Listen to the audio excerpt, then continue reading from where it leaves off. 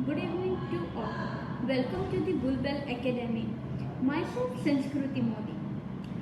जैसे कि हमने आपसे पिछले वेबिनार में कहा था कि जब ये महामारी के टाइम पे आपके पास कोई सोर्स नहीं है इनकम जनरेट करने के लिए, तो हमने आपको करेंसी ट्रेडिंग का एक प्लेटफॉर्म प्रोवाइड किया था। उसके बाद हमने आपको बोला था कि आप करेंसी ट्रेडिंग में कैसे अलग अलग चार्ट को देख सकते हैं, या तो फिर वहाँ से आप जानकारी ले सकते हैं, टेक्निकल एनालिसिस कर सकते हैं और उसके बाद आप अच्छे से ट्रेडिंग कर सकते हैं।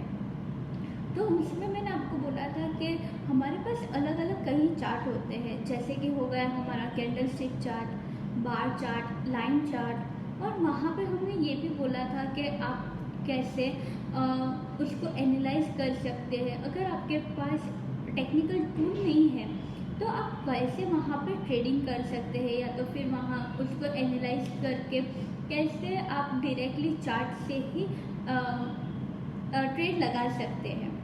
लेकिन आप जब भी ट्रेड लगाते हो या तो फिर आपकी पोजीशन ओपन हो, तो हम कई ऐसी गलतियां हैं जो हम कर बैठते हैं। हमें नहीं पता होता है कि हाँ ये गलती है हमने की है, पर वो गलतियां ऐसी होती है जो हो ही जाती है।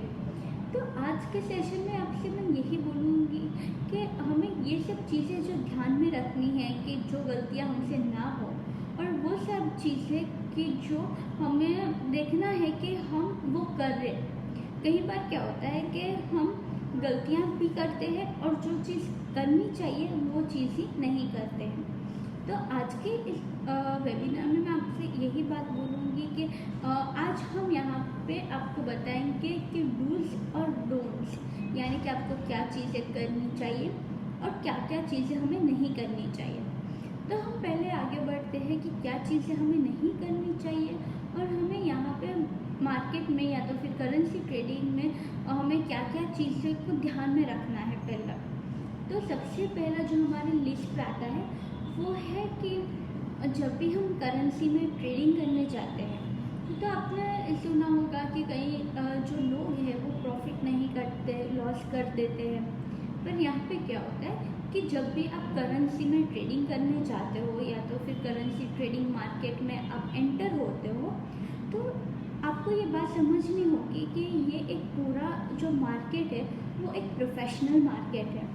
आप ये नहीं सोच सकते कि आज मैंने आपने सुबह उठा और आपने डिसाइड किया कि चलो आज मैं $100 का प्रॉफिट कमा लेता हूँ। नहीं, यहाँ पे बहुत मेहनत लगती है। आपको अच्छे से मार्केट को देखना होता है, आपको स्टडी करनी होती है कि आप कैसे कैंडल्स जा रही है, आपको स्टडी करना होता है कि कौन से प्राइम मिनिस्टर ने क्या स्टेटमेंट दिया। आपको ये स्टडी करना होता है कि अभी जो डॉलर का प्राइस है, जो इंटरनेशनल मार्केट में जो लोग उस पर ट्रेडिंग करते हैं वो क्या चल रहा है, मार्केट में मूवमेंट क्या हो रही है, कौन सी जगह पे कौन सा ब्लास्ट हुआ, कौन सा इवेंट हुआ, वो सब आपको स्टडी करना पड़ता है। इसलिए ये प्रोफेशनल वे चला जाता है। ये पूरा जो मार्केट है वो एक प्रोफेशनल वे मार्केट है, यानी कि आपको प्रोफेशनली यहाँ पे स्टडी करना होता है।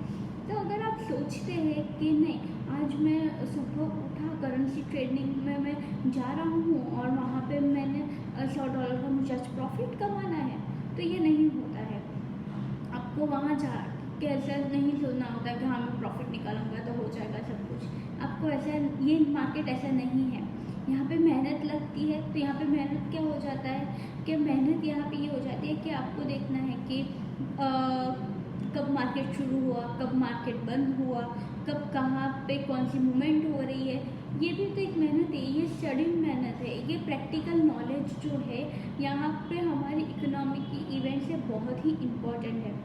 तो जो लोग यहाँ पे ऐसे सोच के आते हैं कि नहीं मैं 2-3 हफ्ते जो है वो कुछ यहाँ पे टेक्निकल टर्म्स सीख लूँगा और बाद में 2-3 हफ्ते मैं यहाँ पे डेमो में ट्रेड लगा लूँगा और बाद में मैं अपना लाइव अकाउंट खोलूँगा, तो ये लोग यहाँ पे बहुत बड़ी गलती कर रहे हैं। ये मार्केट ही एक प्रोफेशनल मार्केट है। यहाँ पे आपको स्टडी करना होता है कि कैसे रीड जा रहा है, कौन सा आज होता है, या तो फिर कौन सा मार्केट का खुला, यहाँ पे कौन सा स्टॉक में चेंज हुआ, ये सब हमें प्रोफेशनली देखना होता है।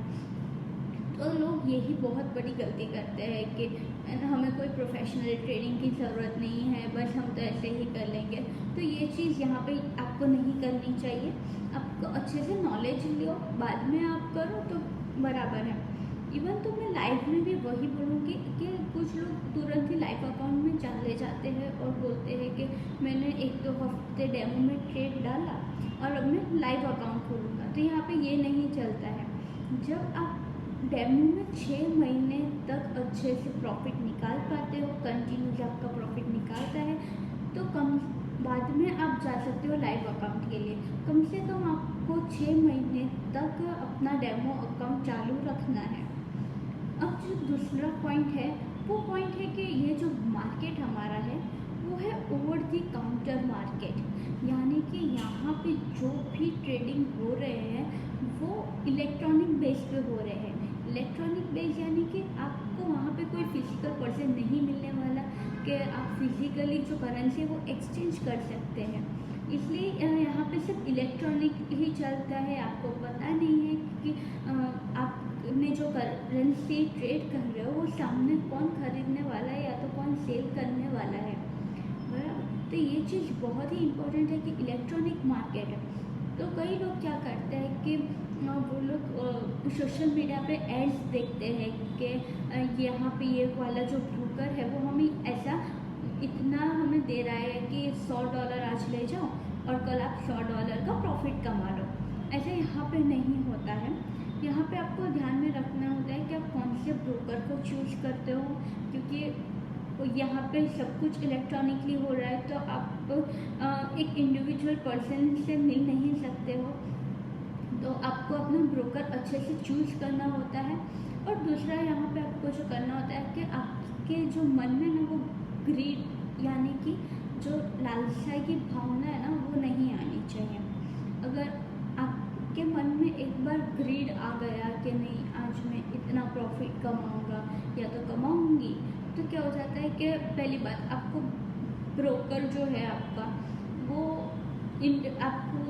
आप उसे पहचानते नहीं हो, राइट। आप उसे फेस टू फेस या तो कई सालों से पहचानते नहीं हो, वो मार्केट में भी नया नया है, और वहाँ पे ऊपर से आप अपना जो मन में ना वो ग्रीड बना लेते हो कि नहीं मैं तो इतना प्रॉफिट कमाऊँगा और ये होगा वो होगा। तो आप बिना कुछ सोचे समझे वो एड पे जाते हो और बाद में ब्रोकर को चूज़ कर लेते हो। तो ये बहुत ही गलत बात हो जाती है। आपको अच्छे से ब्रोकर को जानना होता है, उसकी लीगलिटीज़ पता होनी चाहिए और वो कहाँ पे उसकी एक्चुअल ऑफिस सिचुएटेड है, सब कुछ आपको अच्छे से पता होनी चाहिए। तो क्या आपका जो फंड है वो भी सिक्योर रहेगा और आप अच्छे से ट्रेड भी कर सकते हो। अब जो तीसरी मैं बात बोलना चाहूँगी वो बात है कि आपको बोरोड कैपिटल इन्वेस्ट नहीं करना है। पहले तो आप ये समझिए कि बोरोड कैपिटल क्या है। हम जब भी कोई बिजनेस करते हैं तो वहाँ पे हम क्या कहते हैं कि हमारे पास अभी कुछ पैसे नहीं हैं तो हम किसी से उधार ले लेते हैं, या तो फिर हम किसी को कहते हैं कि अभी मुझे आप पैसे दो, इतने टाइम के बाद मैं इतने रिटर्न के साथ आपको वापस लौटा दूँगा। तो ये हो जाता है हमारा बोरोड कैपिटल। तो यहाँ पे हमें अपना बोरोड कैपिटल नहीं रखना है। हमारा बोरोड कैपिटल क्यों नहीं रखना है? ये जो करेंसी मार्केट है ना वो बहुत ही फ्लक्चुएटिंग मार्केट है, यानी कि यहाँ पे जो फ्लक्चुएशन का रेट है वो नॉर्मल मार्केट से बहुत ही ज़्यादा है, फोरेंसिक मार्केट है। इसलिए यहाँ पे जो ऊपर नीचे है वो मतलब प्राइस जो ऊपर नीचे जाती है वो बहुत ही तुरंत जाती है, फटाफट होता है सब कुछ। तो कई लोग क्या करते हैं कि उन्होंने चलो 6 महीने तक डेमो में ट्रेड लगाया, अच्छा सा उनको डेमो में प्रॉफिट मिला, अब उनको ऐसा कॉन्फिडेंस आ जाता है कि नहीं अब मैं लाइफ में ट्रेड कर सकता हूँ। लेकिन उनके पास क्या होता है, रुपीज़ नहीं होते हैं। तो वो कहाँ पे जाते हैं, अपने दोस्तों के पास जाते हैं, अपने रिलेटिव्स के पास जाते हैं, या तो कोई XYZ व्यक्ति के पास जाते हैं और बाद में कहते हैं कि अभी मुझे आप इतने पैसे दो और हमें इतने टाइम के बाद ये पर्टिकुलर इंटरेस्ट के साथ मैं आपको आपकी जो कैपिटल है या तो फिर आपके जो पैसे हैं मैं आपको लौटा दूँगा। तो लोग यहाँ पे वही गलती करते हैं। ये मार्केट जो है वहाँ पे आपको बोरोड कैपिटल नहीं लाना है।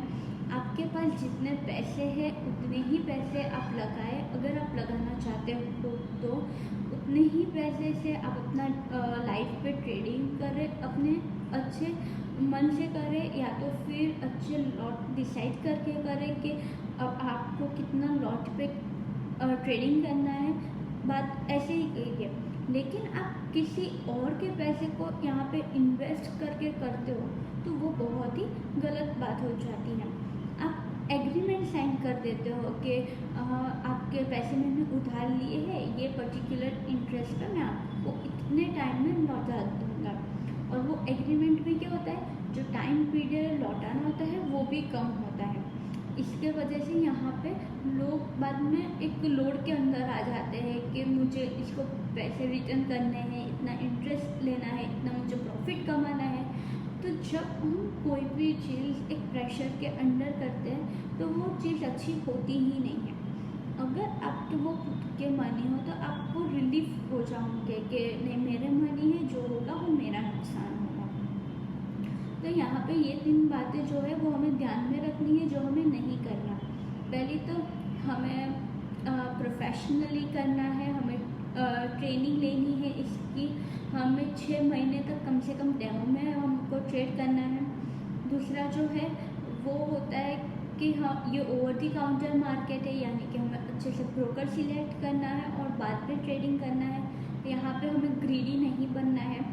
तीसरा जो हमारा पॉइंट आ जाता है वो है कि हमें बोरोड कैपिटल नहीं लेना है। अब हमारा आता है कि हमें क्या क्या चीज़ें करनी चाहिए या तो क्या क्या चीज़ों को हमें ध्यान में रखना चाहिए। तो सबसे पहला चीज़ है कि आप स्टॉक मार्केट पे भी ध्यान रखें। अगर मैं स्टॉक मार्केट के एग्जांपल लूँ तो यहाँ पे क्या होता है कि जब स्टॉक मार्केट में पूरा स्टॉक मार्केट जब नीचे गिरता है, यानी कि वो जो मार्केट है वो बेरिश हो जाता है, तो बाय द टाइम जिन लोगों ने वहाँ पे हायर प्राइस पे ऑलरेडी ट्रेडिंग किया था और बाद में सेल किया तो उनका प्रॉफिट ज़्यादा जनरेट होता है। अब जब प्रॉफिट ज़्यादा वहाँ पे जनरेट होता है तो यहाँ पे फॉरेक्स मार्केट में यूएसडी की जो डिमांड है वो बढ़ जाती है, यानी कि जब भी स्टॉक मार्केट में बहुत ही बड़ा फ्लक्चुएशन आता है तो उसकी डायरेक्ट जो इफ़ेक्ट होती है यहाँ पे हमें फॉरेक्स मार्केट में देखने को मिलती है, यानी कि यहाँ पे यूएसडी का जो प्राइस है वो बहुत ही बढ़ जाता है। अब दूसरी बात कि हमें लॉट साइज कौन सी रखनी चाहिए, ये जो चीज़ है वो बहुत ही मैटर करती है, क्योंकि आप जब इनिशियली बिगिनर हो, यानी कि फॉरेक्स में आपको नॉलेज नहीं है और आपने चालू किया है, तो यहाँ पे ये लॉट साइज बहुत ही इम्पोर्टेंट हो जाती है, क्योंकि स्टार्टिंग में आप सबसे कम से कम प्राइस में आप खुलाओगे अपना अकाउंट, यानी कि फॉर एग्जांपल मैंने अपना अकाउंट खुलाया $100 से। अब यहाँ पे क्वेश्चन ये होता है कि मैं लॉट साइज कौन सी डिसाइड करूँ, और अगर मैंने लॉट साइज डिसाइड कर ली है तो मैं कौन सी करेंसी पेयर में अपना ट्रेड खड़ा करूँ। ये क्यों इम्पोर्टेंट हो जाता है, क्योंकि आपको प्रॉफिट ज़्यादा निकालना है, लॉस कम करना है। तो अगर मेरा $100 का अकाउंट है तो वहाँ पे मैं सिर्फ और सिर्फ 0.01 का ही लॉट साइज लूँगी, यानी कि minimum account minimum lot size, कम से कम मैं वहाँ पे अपना लॉट साइज रखूँगी। अब जब मैं अपना लॉट साइज कम से कम रखती हूँ तो वहाँ पे मेरे लॉस होने के चांसेस कम हो जाते हैं, प्रॉफिट में ज़्यादा निकाल पाती हूँ। तो वैसे ही जैसे जैसे आपका अकाउंट आगे बढ़ता है, यानी कि $100 से आपने 500 किया, 500 से 1000 किया, तो वैसे वैसे आपको लॉट साइज बढ़ानी है, या तो फिर आप लॉट साइज उतनी ही रखो, आप ट्रेड में चेंज करो, यानी कि अगर मेरा $100 का जो हुआ तो वहाँ पे मैं 0.01 का सिर्फ एक ही ट्रेड लूँगी पूरे दिन में।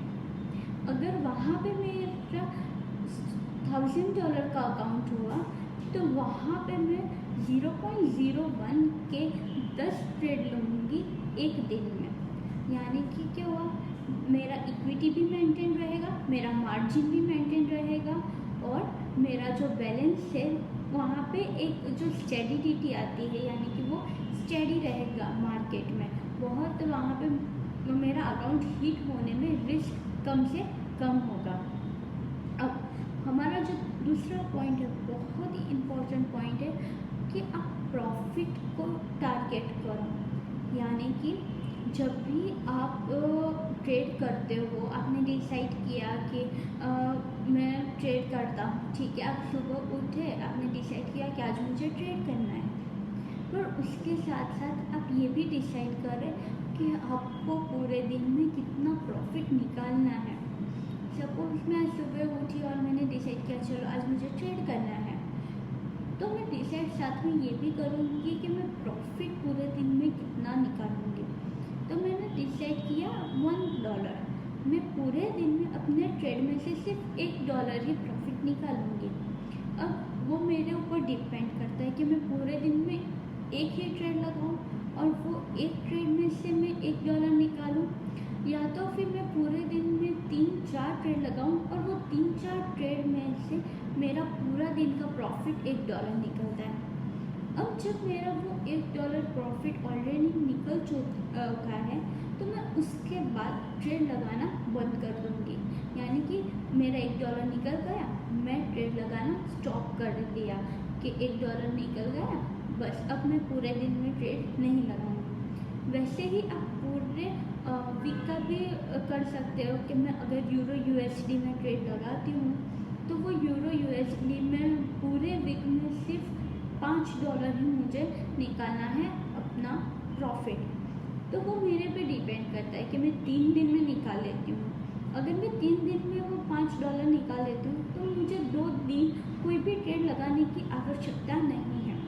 अगर मैं वो $5 एक दिन में निकाल लेती हूँ तो मुझे दूसरे 4 दिन में ट्रेड नहीं लगाना है। तो वैसे ही आप प्रॉफिट अपना टारगेट कीजिए। अगर आपने एक बार प्रॉफिट टारगेट करना शुरू कर दिया और आपका वहाँ पे कंट्रोल आ गया कि मैंने एक दिन में ट्रेड निकाल दिया, $1 का मेरा प्रॉफिट अचीव हो गया, अब मुझे ट्रेड नहीं लगाना, तो आपको ये हेल्प करेगी। हमारे जो अगला पॉइंट है यानी कि कंट्रोल योर इमोशन, आपकी भावनाओं को कंट्रोल करें, तो वहाँ पे आपको ये मदद रूप होगा कि नहीं, मेरा एक दिन का टारगेट अचीव है, अब मुझे ट्रेड नहीं लगाना। तो हम कनेक्टिविटी में जाते हैं कि कंट्रोल योर इमोशन। हम जब भी ट्रेड लगाते हैं तो हमारा इमोशन जो है ना वो बहुत ही इम्पोर्टेंट रोल प्ले करता है।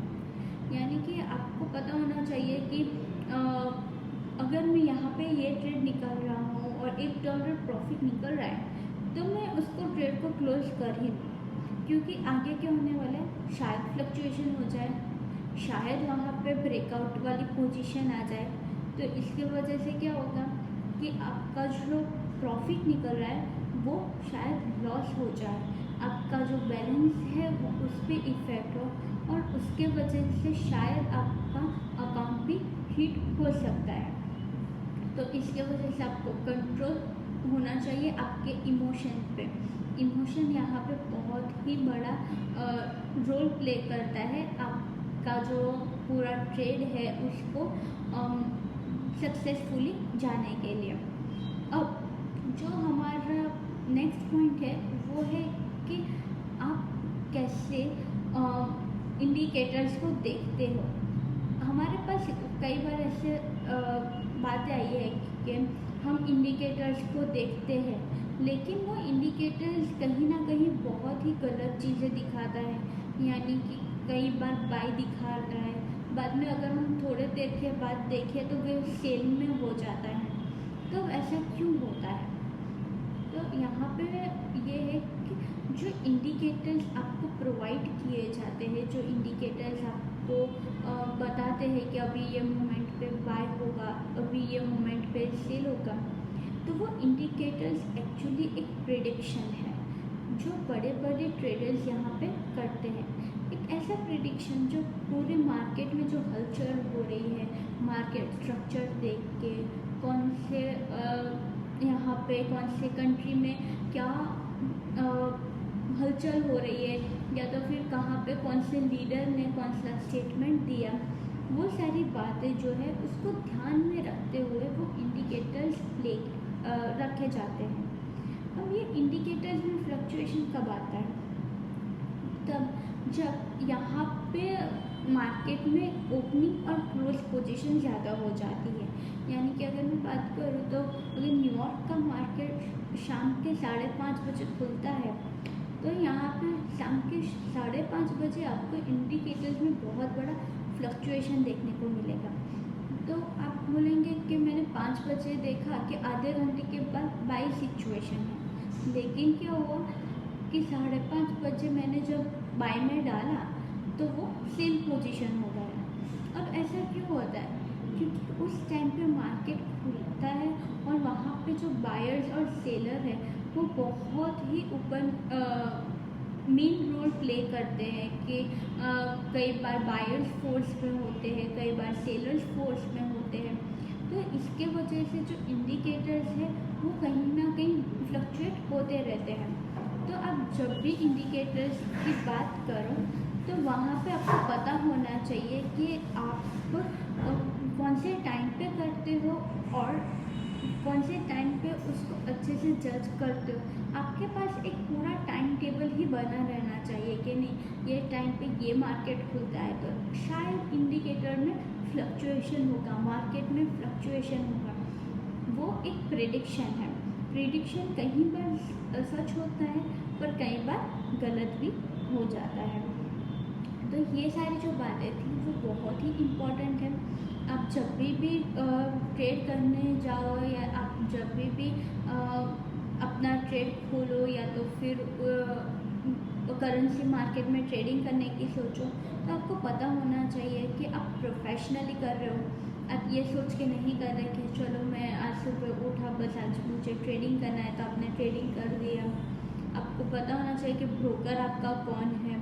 आपको पता होना चाहिए कि आपका जो कैपिटल आपने इन्वेस्ट किया है वो बोरोड नहीं है, आपने किसी के पास से उधारी में नहीं लिया है।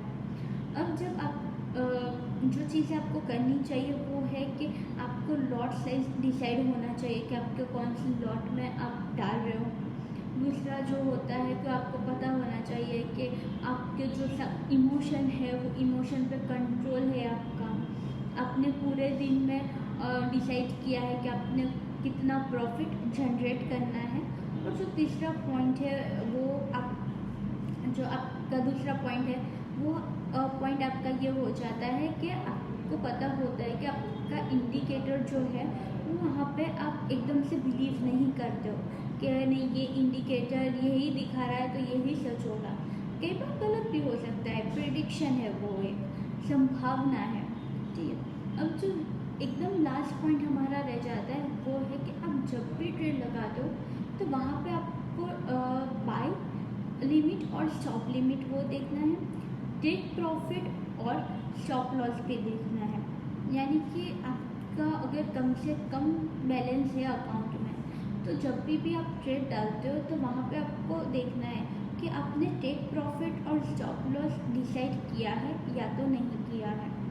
अगर आप ने ट्रेड लगाया और आप कोई काम से बिजी हो गए या तो फिर वहाँ पे कुछ आपको काम आ गया तो क्या होता है कि वो पॉइंट के ऊपर जाता है, यानी कि आपका प्रॉफिट निकल रहा है, लेकिन आप वहाँ पे टेक प्रॉफिट लगाना भूल गए हो, आपने टेक प्रॉफिट नहीं लगाया है और बाद में जब आप दोबारा खोलते हो तो वही चीज़ लॉस में चली जाती है।